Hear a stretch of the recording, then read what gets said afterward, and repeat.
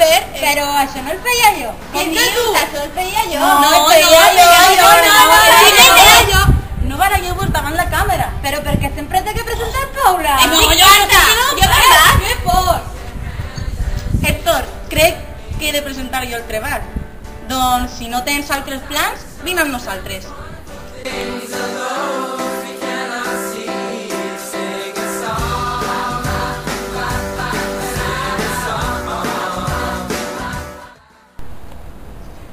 Bé, xiquetes, ara vas a explicar la següent activitat. La següent activitat és una poesia. Vosaltres sabeu què és una poesia? Sí. Sí? Bé, doncs teniu que estar molt atents, d'acord? Sí. La lluna es pentinava a l'aigua de la mar. Oh. El vent molt fort bufava. La va despentinar. El núvol molt cridava. El vent es va marxar. La lluna satisfeta plena es va tornar.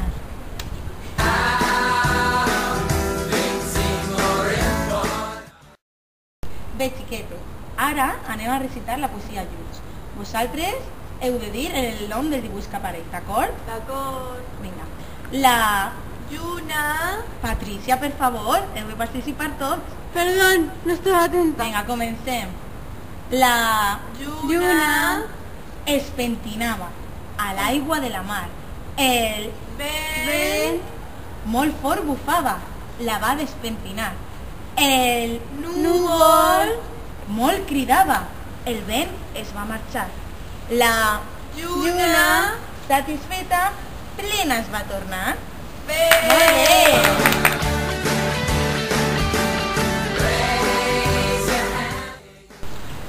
Bé, xiquetes, ara heu de llegir el poema amb mi, d'acord? D'acord. Vinga, comencem. 1, 2 i 3. La lluna es pentinava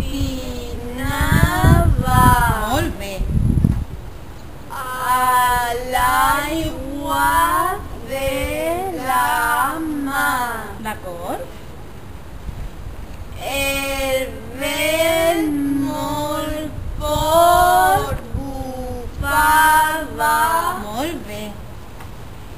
la va despentinar.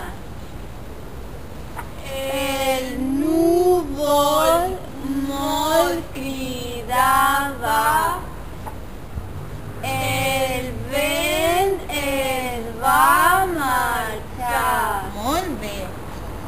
La lluna satisfeta I l'últim?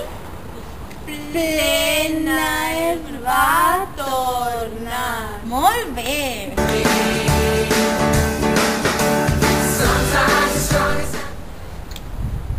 Bé, els objectius que volem treballar amb l'activitat de la poesia són els següents. Treballar la memòria, treballar la llengua oral, relacionar paraula i imatge, treballar el ritme, treballar en equip, aprendre vocabulari i construir l'estructura del poema. L'activitat que farem al poema serà la següent.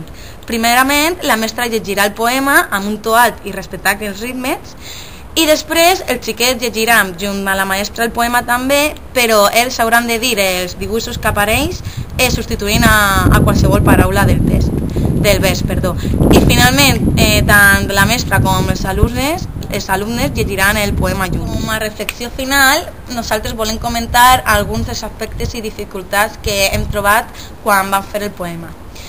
Nosaltres pensàvem que seria fàcil fer un poema per a xiquets d'infantil, però quan el nostre professor ens va explicar tot el que havia de tindre en compte per a fer el poema, la nostra opinió va canviar per complet. I hi havia moltes coses que no sabíem fer d'un poema, i més en català, com per exemple que només es comptava les síl·labes d'una paraula fins a la síl·laba tònica, o per exemple que tots els verbs haurien de portar el mateix ritme i el mateix nombre de síl·labes. Ens va costar massa fer el poema, però després d'intentar-ho tantes vegades, podem dir que finalment ens va quedar un poema molt bonic i original, i sobretot un poema que esperem que en un futur els agrada als nostres alumnes.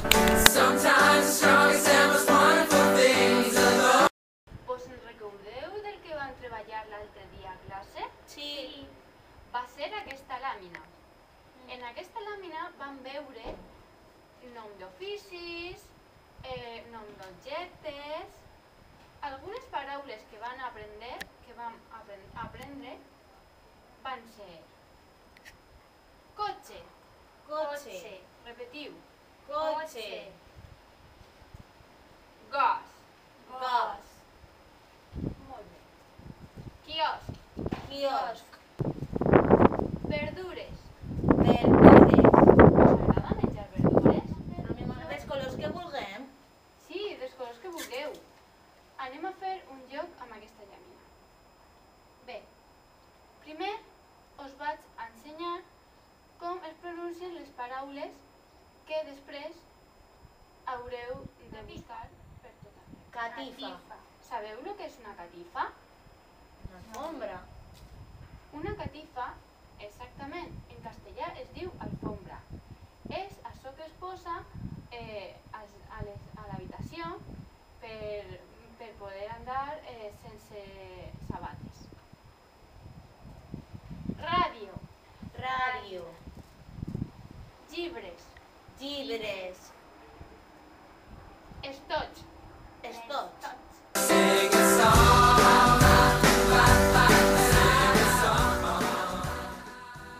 Bé, per treballar la làmina a color hem volgut que els xiquets aprenguin coses de vocabulari referent a la farmàcia, al carrer, a la floristeria. Les hem mostrat algunes flasques, els objectius que anem a explicar a continuació. Volien desenvolupar l'atenció i la memòria als xiquets, ja que a la làmina a color hi apareixen moltes coses i el xiquet ha d'estar molt atent per tal de saber descriure bé la imatge. Altres coses que hem treballat ha sigut les relacions espacial i temporal, les relacions causals. Hi ha altra làmina, que és aquesta. És una làmina en blanc i negre. Per a treballar aquesta làmina d'una manera amena i divertida hem creat un joc. Bé, primer se les mostraria al xiquet aquesta mateixa làmina amb algunes imatges enganxades que estan amagades per tot arreu. Després se li mostraria la làmina sense aquestes imatges per tal que els xiquets traten d'averiguar on es troben els objectes que hem amagat abans i amb les pistes que li donarem han d'assabentar-se com trobar-les. I per terminar, dir que ens ha agradat molt aquesta pràctica perquè dona molt de joc per tal de treballar el vocabulari i les relacions causals, a més de les nocions espacials i temporals. No hem trobat cap dificultat perquè és una pràctica molt fàcil i crec que aquesta pràctica és una de les més treballades en infantil.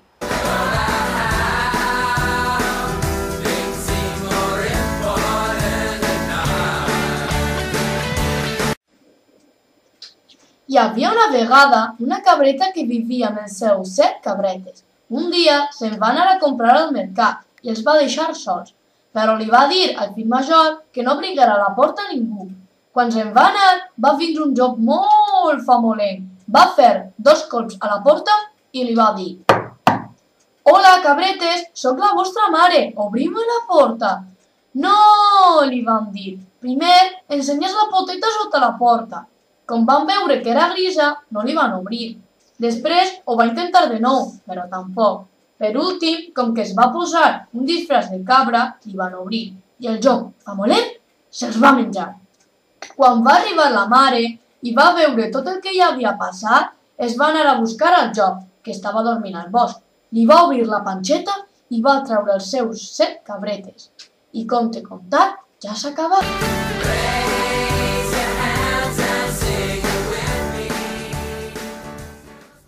Un jove príncep desitjava casar-se, però amb una princesa de veritat. Havia recorregut els 6 mars, escalat totes les muntanyes del món i lluitat amb els més feroces dracs per a poder trobar una princesa de veres, però no havia tingut èxit. A més, que no eren princeses verdaderes. Totes tenien un defecte. Unes eren molt grosses, les altres massa primes, altres molt altes, altres molt baixes, i algunes tenien el nas molt gran i altres molt xicotets. En fi, després de 5 anys de buscar, el príncep va tornar al seu reialme molt trist i va dir que al món no hi havia princeses, i després d'això va decidir tancar-se a la torre més alta del castell i s'hi va tancar. Dies més tard, en un dia amb una forta tempesta, algú va tocar a la porta del palau. Com que els criats estaven molt espantats pels llamps que queien per la tempesta, el mateix rei va haver d'anar a obrir la porta. Quan ho va fer, va veure una vella jove amb un preciós vestit de seda blau teixit amb fils d'or i sabates de vidre.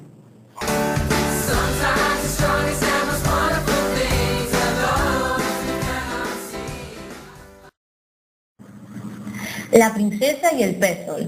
Un jove príncep desitjava casar-se, però amb una princesa de veritat. Havia recorregut els 7 mars, escalat totes les muntanyes del món i lluitat amb els més ferotges dracs per a poder trobar una princesa de veres, però no havia tingut èxit. A més, que no eren princeses verdaderes, totes tenien un defecte. Unes eren molt grosses, les altres massa primes, altres molt altes, altres molt baixes. Algunes tenien el nas molt gran i altres molt xicotet. En fi, després de 5 anys de buscar, el príncep va tornar al ser realment molt trist i va dir que al món no havia princeses. I després d'això va decidir tancar-se a la torre més alta del castell i s'hi va tancar. Dies més tard, en un dia amb una forta tempesta, algú va tocar a la porta del palau. Com que els criats estaven molt espantats pels llamps que queien per la tempesta, el mateix rei va haver d'anar a obrir la porta. Quan ho va fer, va veure una bella jove amb un preciós vestit de seda blau teixit, amb fils d'or i sabates de vidre.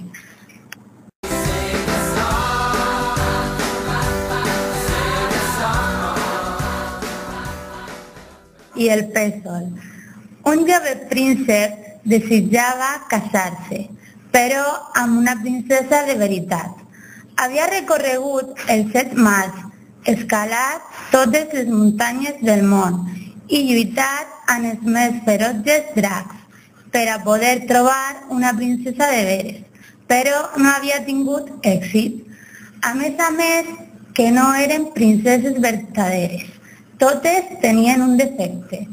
Unes eren molt grosses, les altres massa primes, altres molt altes, altres molt baixes.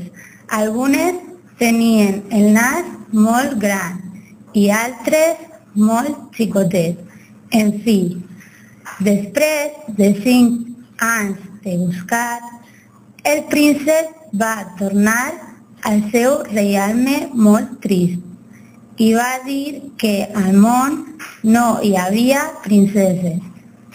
I després d'això va decidir tancar-se a la torre més alta del castell i s'hi va tancar.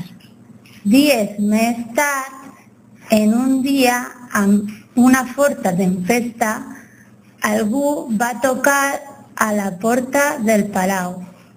Com que els criats estaven molt espantats per els llamps que queien per la tempesta, el mateix rei va haver d'anar a obrir la porta. Quan ho va fer, va veure una bella jove amb un preciós vestit de seda blau teixit amb fils d'or i sabates de vidre.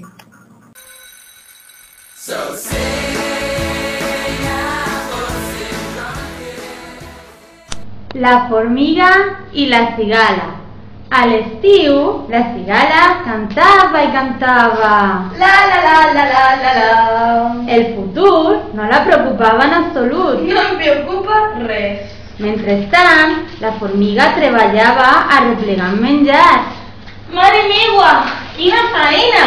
I la cigala se'n burlava. Ha ha ha, com treballa! Un matí, la cigala es despertà amb fred. Quin fred fa!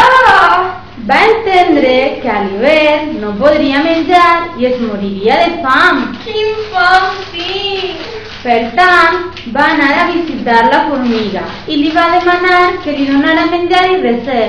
Poc, poc, poc, formiga, em dones un poquet de menjar? Però la formiga la va acusar de gandula i d'haver-se burlat d'ella mentre treballava. Gandula, no faig res!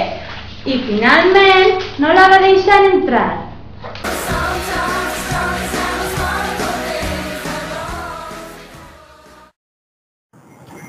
Hi havia enllà d'enllà, per les terres llunyanes de la muntanya, un bon rei que tenia 3 fills. Els seus vassalls se l'estimaven molt, perquè ja feia molts anys que regia aquell reialme i sempre el sobirà havia estat just i prudent. Però el temps havia anat passant i aquell bon rei s'havia fet vell i ja començava a sentir el pes dels anys. Un dia, impensat, el rei emmalaltí i no podia ni alçar-se del llit. Tots els metges de la cort l'assistien, però ni els uns ni els altres, embolicats entre flascons i cataplasmes de llinós i mostassa, no trobaven el remei escaient per a la vell monarca. A última hora, un d'aquells metges, el més antic, li digué: «Majestat, vos ja no sou un home jove. La vostra malaltia no es pot curar si algú no us porta la flor del lilolà». Llavors el rei feu cridar els seus fills i quan tots 3 foren a la seva cambra els explicà: «Fills meus, jo us estime tots 3 per igual i per això mai no he volgut designar qui de vosaltres ha de ser el meu successor. Pues considere que tots en sou mereixedors, però ara ja em trobo vell, cansat i malalt. I com que el metge diu que jo no puc millorar si no ens aconseguís olorar el perfum de la flor del lilolà, us demane que aneu a buscar-la i aquell qui me la portarà serà el rei d'aquest país».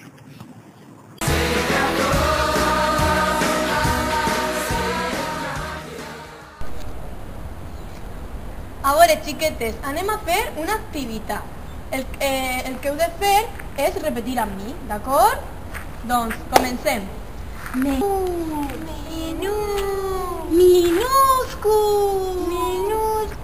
Gran. Llunyà. Trist. Alegre. I jo. Molt bé, xiquetes!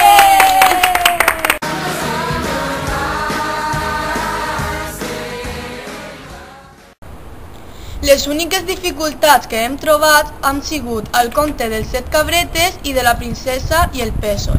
El primer perquè hem tingut que improvisar el conte a partir d'un esquema i el segon perquè quan l'hem llegit ràpid, amb un ritme molt ràpid, ens ha semblat molt difícil fer bé la pronúncia i tenir sempre un ritme constant al conte. Com a conclusió final, dir que aquest tipus de pràctiques, és a dir, els contes, són bons materials per a treballar amb els xiquets a classe i a més són més entretingudes i amenes.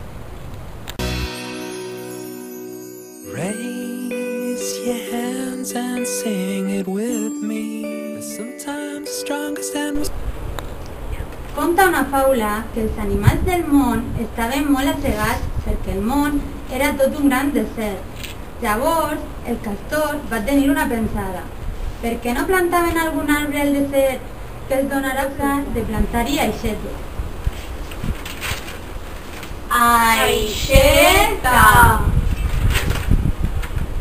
Tothom va quedar esbalaït. Semblava una bona idea. van esmerçar 3 dies a omplir el desert d'aixetes, perquè la iniciava l'eriçó. Eriçó. Va mantenir el cap fred i va cavilar, i va cavilar, i va cavilar, fins que recordà que tots els deserts del món tenien una boneta a la vora. Els animals van col·locar al gos un morrió. Morrió. Molt bé. Perquè el gatet poguera baixar sense por. Wonderful things of those we cannot see. Conta una faula que els animals del món estaven molt assenegats perquè el món era tot un gran desert. Llavors el castor va tenir una pensada. Per què no plantaven algun arbre al desert que els donara pluja? Sí, però no hi hauria aigua per a regar-se els arbres.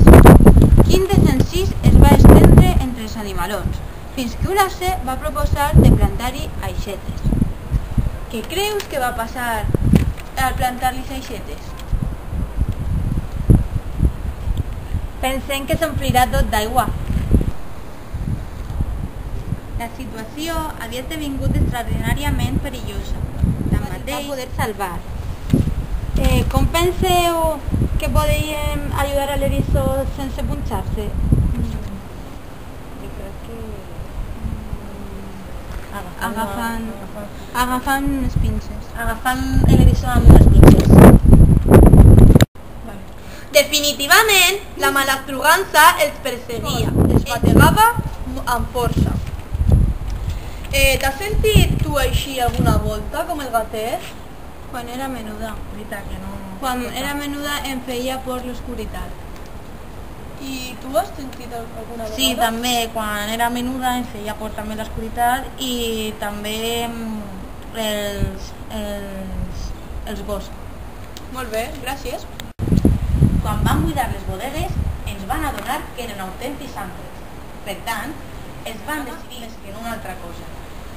Bé, podeu dir-me si aquesta història us recorda a una altra? Creiem que sí, que ens sembla un poquet a la història de l'Arca de Noé. Per què? Perquè com que parla d'un vaixell i de l'aigua i dels animals i que van navegant a l'aigua i tot això és molt paregut. Molt bé. Davant aquest panorama, la llebre va consultar el rellotge i va veure abans de morir ofegat. Podeu fer un resum d'aquesta història? Tracta d'un desert on no hi ha aigua i els animals decideixen plantar aixetes. Arrel de tot això comença l'aigua a brollar, de manera que tot s'ompli d'aigua i doncs què va passar? Es va acordar que hi havia un tapó al fi del desert. Es va replegar i va començar a anar-se'n tota l'aigua, però l'eriçó es va quedar va començar a ploure i clar, els animals estaven com molt preocupats perquè podien morir per pneumònia. Molt bé.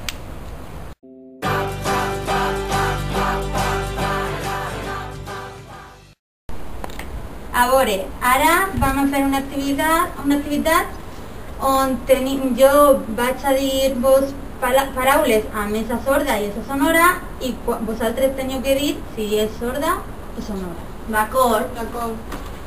Comencem. Assegat. Sorda. Molt bé. Desert. Sonora. Molt bé. Pensada. Sonora. Molt bé. Proposar. Sonora. Molt bé. Capbussat. Sorda. Molt bé. I per últim, arrossegar. Sorda. Molt bé.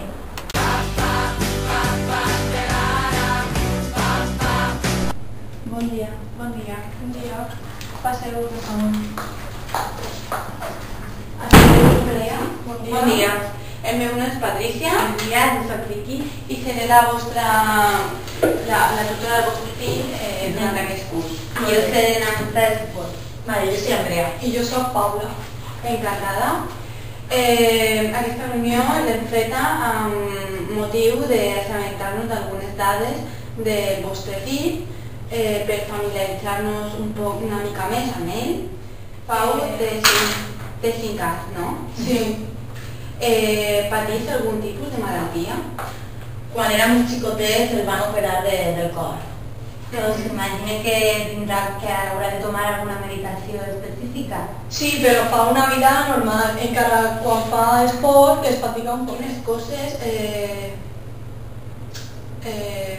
fa normalment en la seva vida diària?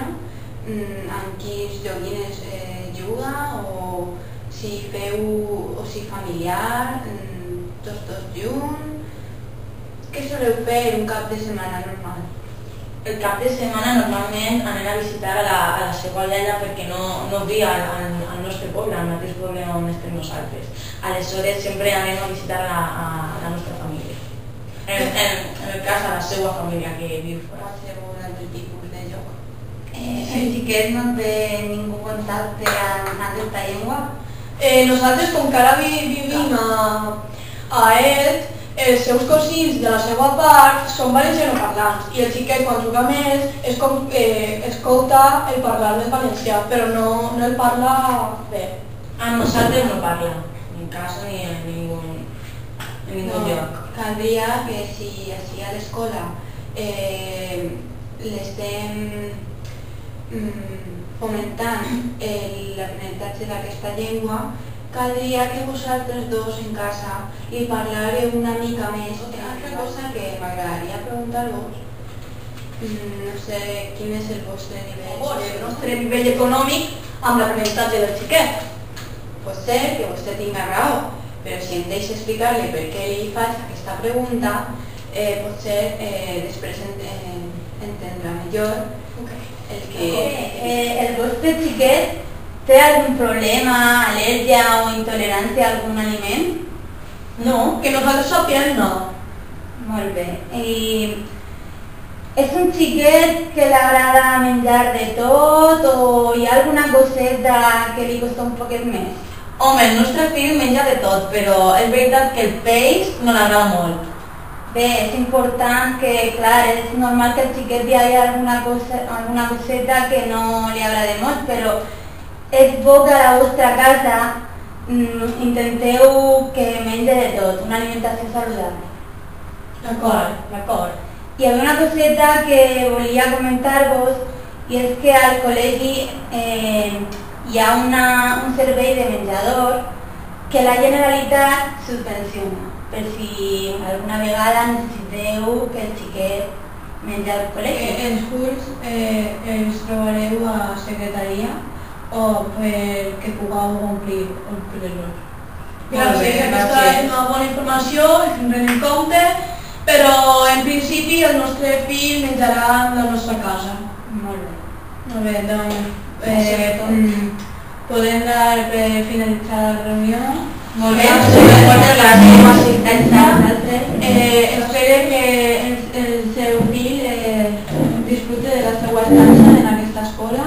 Nosaltres també. I ens mantindrem en contacte. D'acord, gràcies. Adeu.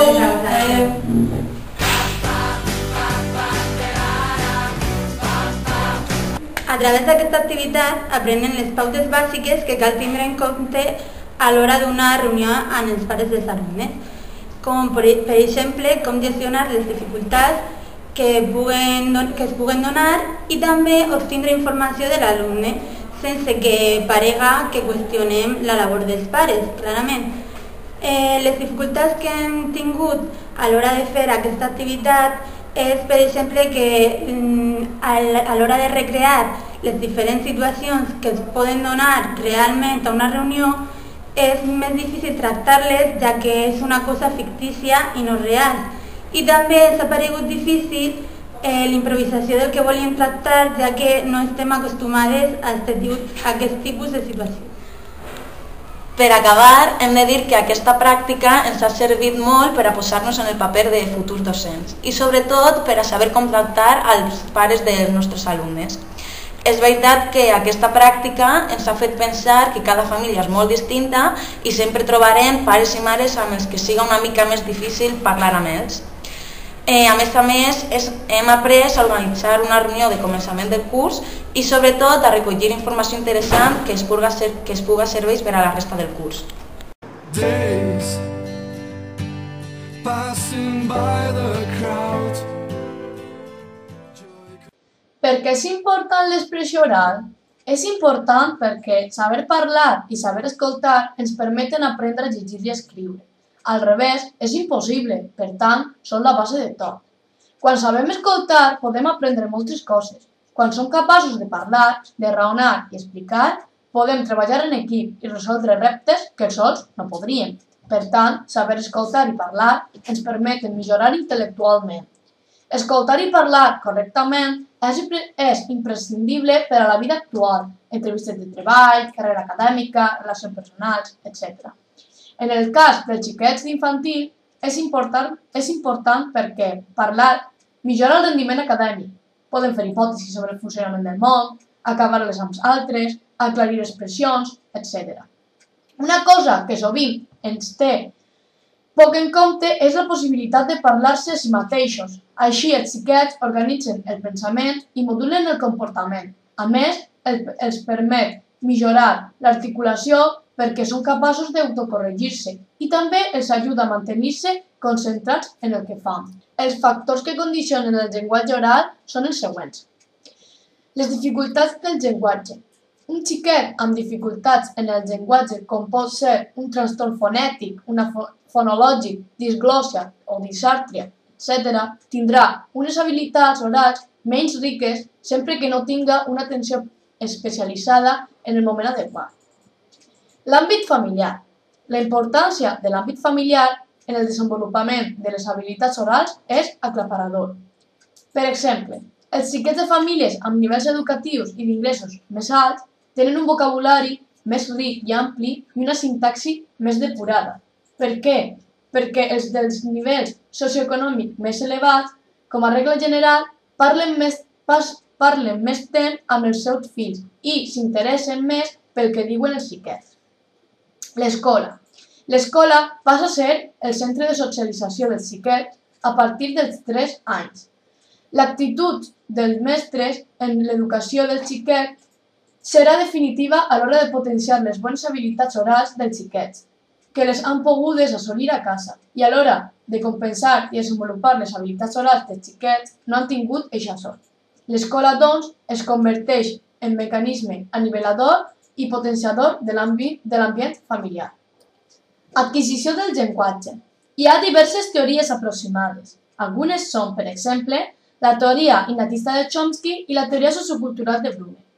Quant a la teoria innatista de Chomsky, exposa que les interaccions entre els xiquets i els adults permeten que els xiquets adquirisquen el llenguatge. És a dir, un xiquet sense contacte amb gent no aprendria mai a parlar. Segons Bruner, la societat construeix un sistema d'ajuda a l'adquisició del llenguatge dels xiquets, sobretot als primers anys de vida, perquè qui s'encarreguen de criar i cuidar els infants aprofiten una sèrie de rutines o formats que permeten al xiquet interioritzar la llengua que aprenen. Els formats. Hi ha 2 tipus de formats. Els d'atenció conjunta, que consisteixen en que l'adult i el xiquet observen un objecte i en parlen. I els d'acció conjunta, jocs en què se segueixen unes pautes. En quant al paper de l'adult en la intervenció dels formats, seria el següent.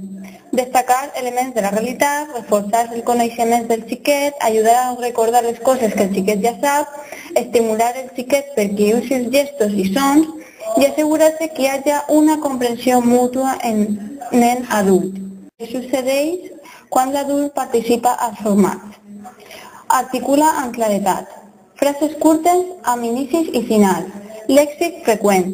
Neolèxic abstracte, ampliació del diàleg del xiquet, tons alts i entonació ascendent i somriu, frases interrogatives, expressions de cridar l'atenció, ús de diminutius i fa servir sons i terminacions especials. Utilitza molt el lèxic infantil. Com s'aprèn una L1 i una L2? Normalment, els xiquets aprenen les llengües mitjançant l'entorn familiar o a través del sistema escolar. Els xiquets que aprenen les llengües a través del vincle familiar es diuen bilingües familiars, mentre que els segons es diuen bilingües primerencs. Els bilingües primerencs necessiten reproduir la manera d'aprendre que tenen els bilingües familiars. Ha de complir el mateix input que a l'input familiar. Les característiques que ha de tenir l'input familiar a l'inici de l'adquisició del llenguatge. Quant a la fonètica i a la fonologia, la pronúncia ha de ser clara i lenta. S'ha d'exagerar els accents i l'entonació. Pel que fa a la morfosíntesi, frases curtes i poca subordinació. Ordre canònic de les oracions, poques el·lipsis, ús abundant de preguntes i molts díctics i correctors. Quant a la semàntica, cal dir que s'ha de fer abundància de noms i verbs, lèxic menys variat i poques expressions idiomàtiques. Per tot això, hem de dir que l'aprenentatge d'una interllengua es forma mitjançant l'input més els formats. Això constitueix els estadis de la L2 previs a la consolidació de la mateixa. Pel que fa al paper del docent, ha de tindre una habilitat comunicativa especial. Ha de dominar la llengua i s'ha d'adaptar a la comprensió oral de l'alumne. És un model de llengua per al xiquet. Les interllengües i l'error. La interllengua està sempre en evolució constant i va apropant-se cada volta més a la gramàtica pròpia de L2. Els estadis de la interllengua es succeeixen sempre en el mateix ordre. Les diferències entre els alumnes es restringeixen sempre a la durada de cada fase i a la fossilització de certes errades. Algunes estratègies per evitar que les errades d'un estadi d'una interllengua es fossilitzen són els següents. Petició a l'alumne de la forma correcta i com, per exemple, i com es diu això? Petició d'aclariment. No t'entenc. Correcció explícita. Repetició de formulacions errònies, ajuda per a completar frases que el xiquet no pot continuar, repreguntar fins que es trobi la paraula correcta i provocar que el grup faci la correcció. Els factors personals que influeixen en l'aprenentatge de la L2. Tenim l'edat, l'aptitud, la motivació i la personalitat. Pel que fa a l'edat, el període infantil és un ideal per a l'aprenentatge de la fonètica i els elements suprasegmentals, entonació, accent, mentre que els aspectes sintàctics s'assimilen més fàcilment en edats més avançades. L'input fonètic que els oferim als alumnes ha de ser impecable si volen aprofitar al màxim les seues potencialitats. Quant a l'aptitud, no tots tenim la mateixa aptitud per aprendre llengües. Per això, és molt important que la responsabilitat i la personalitat a l'aprenentatge d'una llengua, ja que el 50% depèn de la intel·ligència i la resta és aptitud.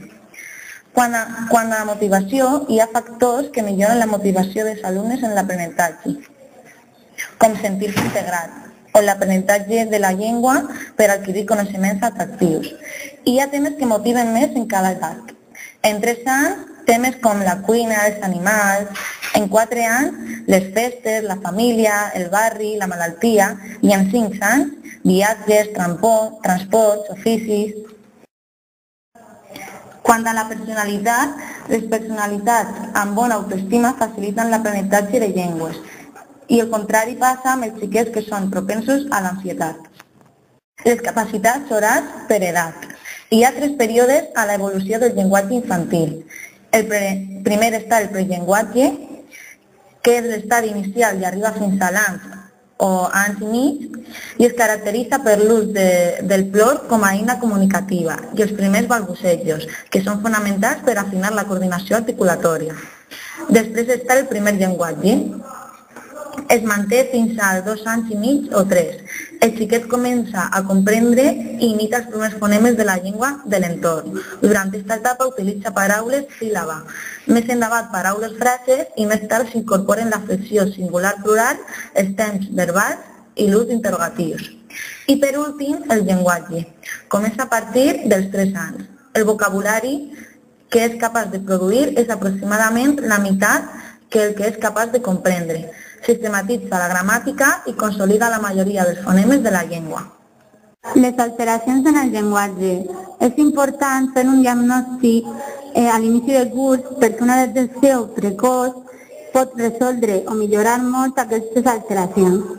Les alteracions que afecten a l'expressió són trastorn fonètic, pronuncia la R com una D, per exemple. Trastorn fonològic, té problemes per a la discriminació auditiva.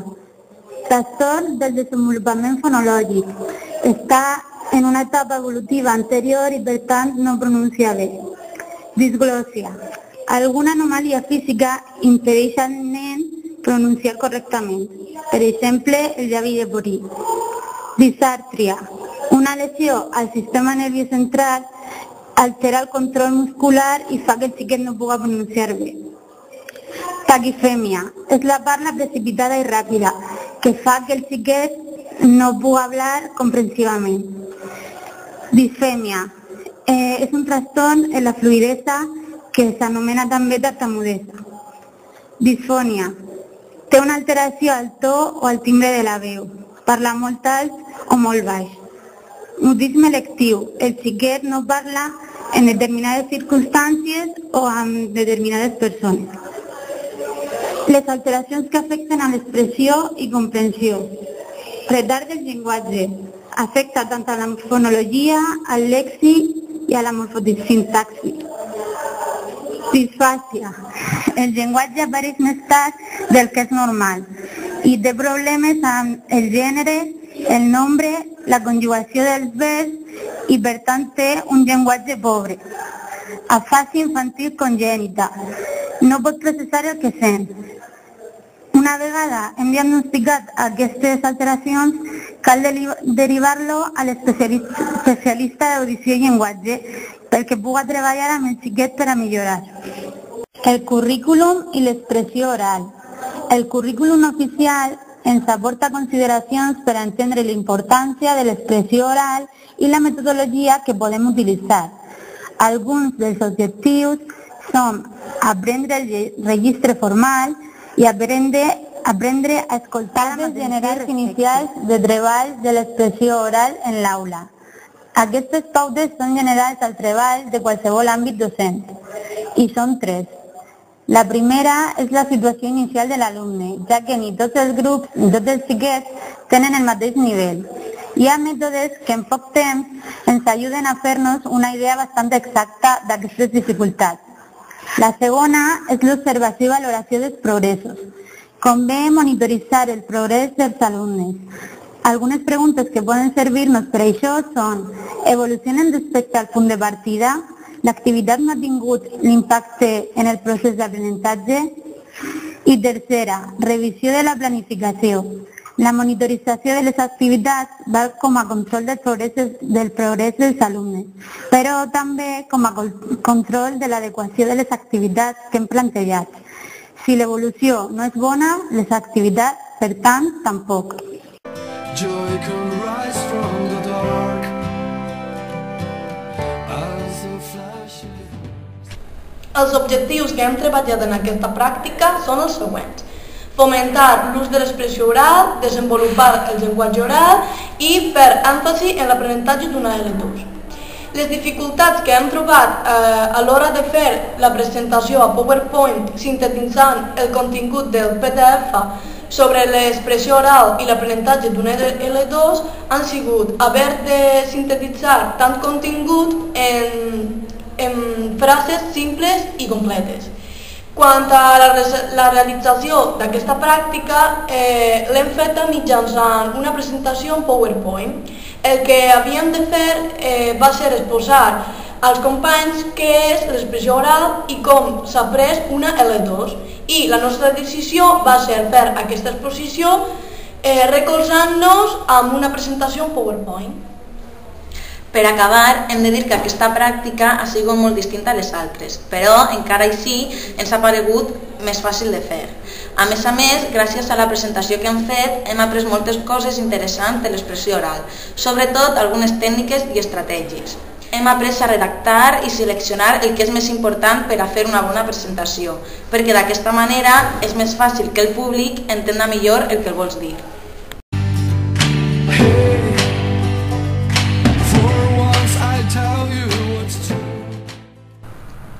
Paula, te'n recordes que vam fer l'altre dia a classe? Sí! Sí? Què et sembla si el recordem? Bé! Vinga, comencem. A veure, Paula, què estàs fent en aquesta foto? Els ingredients. Ah, així estàs preparant els ingredients. Sí. Que bé! I en aquesta? Aquesta he posat les clares. Ah, així estàs batent les clares. Molt bé. I en aquesta altra foto, què estàs fent? Mesclant els ingredients. Així estàs barrejant els ingredients. Sí. Que bona pinta. I així, què estàs fent amb la gofrera? Posant els ingredients. Anda, estàs posant la massa amb la gofrera. Sí. D'acord. I així, què estàs fent amb la gofrera? Les gofres. Ah, així estàs... S'estan fent els gofres. Sí. Molt bé. I cremava molt la gofrera? Un poquet. I així, què estàs fent amb la Nutella? Posant-la a les gofres. Ah, així estàs posant la xocolata? Sí. Que bo. I per últim, què estàs fent en aquesta foto? En aquesta foto em vaig a menjar els gofres. Que bo, ja estan preparats per a menjar? Sí. Molt bé, sembla molt divertit. Sí, la veritat que sí.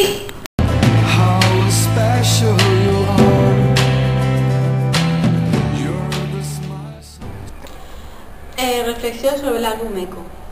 L'objectiu principal que hem perseguit en la realització d'aquest àlbum és que els xiquets potencien l'aprenentatge de la L2 mitjançant activitats diàries com pot ser la creació d'una recepta culinària.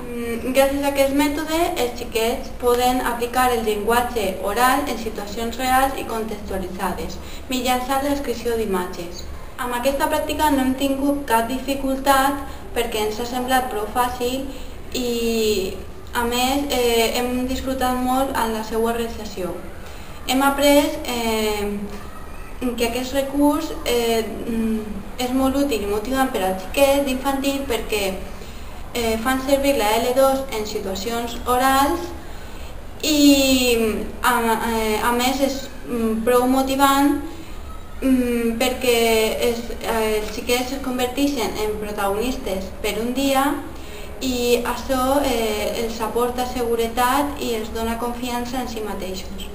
I kissed you goodbye at the airport, held you so close to me, I said, so here we are now, and I can't stop from crying, Lily. And you said, hey, hey, ho, you know this is the way to go. You will forget about me when I'm on that plane.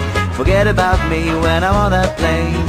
Tonight, tonight, tonight, tonight, I wanna be with you tonight, tonight, tonight, tonight, tonight, I wanna be with you tonight.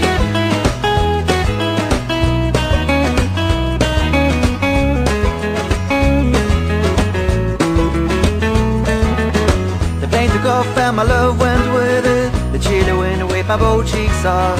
And the man who stood next to me said, everything is gonna be alright. I said, nothing is gonna be alright, but thank you anyway.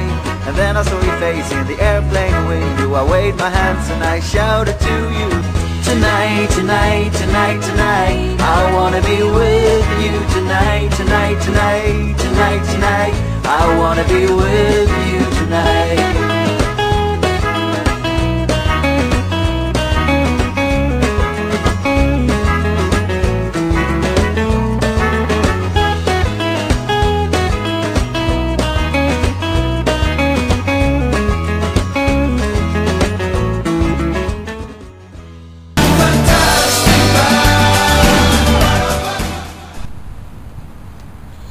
Ara farem la reflexió final de l'assignatura.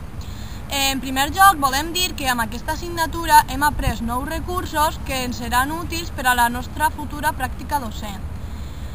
A més, dir que amb les noves tecnologies podem millorar l'aprenentatge dels xiquets en quant al seu desenvolupament cognitiu i habilitats lingüístiques.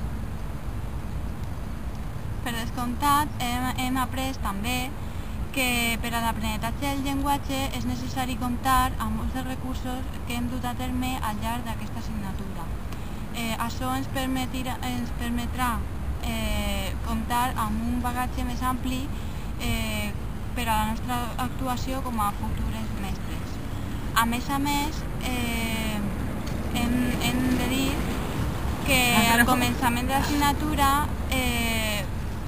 pensaven que seria tot una mica més difícil, però a poc ens hem adonat que portant el treball ben organitzat és possible fer-ho tot adequadament. Una cosa que ens ha cridat molt l'atenció i que hem après és que un docent sempre ha d'estar informat de les noves innovacions a l'àmbit educatiu i sobretot, en el nostre cas, amb l'educació infantil. I també hi ha una cosa que volem destacar, que és el funcionament del grup, ja que totes hem treballat per igual i amb una bona sinergia, on totes hem aportat les nostres idees i hem decidit què és el millor per a cadascuna de les pràctiques que hem fet. Hem de dir que fent aquestes pràctiques i gravant els vídeos l'hem passat molt bé, però que també ens ha costat una mica perquè ja que no som totes castellanoparlants, la fluidesa i la pronúncia ens resulta una mica més difícil, però també hem après bastant de vocabulari i de parla fent aquesta part oral. També hem de dir que aquesta assignatura ens facilitarà la pràctica docent perquè ens ha donat moltes estratègies per a poder fer que els xiquets aprenguen millor la part oral. I creiem que això és tot. I esperem que el vídeo sea del teu agrat i res més. Que t'agrade molt, Héctor! Adéu!